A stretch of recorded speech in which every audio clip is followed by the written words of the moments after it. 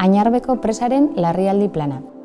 Añarbeko presak edateko ura bermatzen die Donostiako biztanleei eta mankomunitatea osatzen duten beste 9 udalerriri.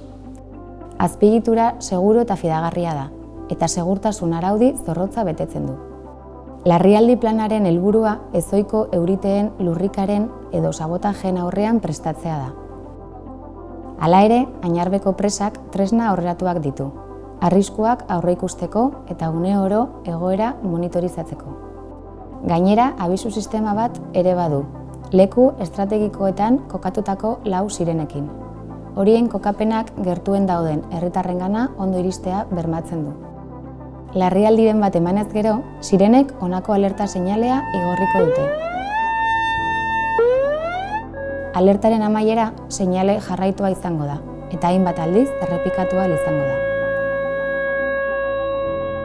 Sirenak martxan jarriko dira, soilik presaren haustura berehalakoa bada edo jada hasita dagoenean, eta herritarrak ebakuatzea ahalbidetuko du.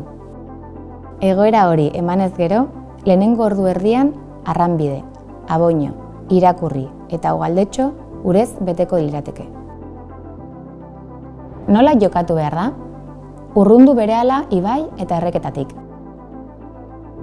Joan ahalik eta gune altuenetara. Bete agintarien jarraibideak. Egon adi eta informatuta une oro. Zer ez da egin behar? Ez erabili 112 telefonoa informazioa eskatzeko, laguntza eskatzeko soilik. Ez egin atzera, ur goraldia oso azkarra izan daiteke. Ez erabili igogailua eta ez jaitsi garaje edo sotoetara. Ez joan eskolara, adingabeak eraginkortasunez ebakuatuko dituzte. Beste aholku praktiko batzuk. Ez gurutzatu ibai edo uharrik. Telefonoa gainean eraman. Eraman beroki eta oinetako egokiak. Prestatu laguntza materiala.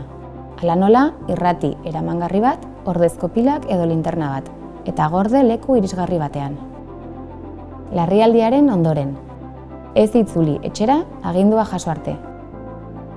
Ez bidaiatu autoz. Oso garrantzitsua da herritarrek segurtasun neurriak ondo ezagutzea, eta larrialdi egoera baten aurrean prestatuta egotea.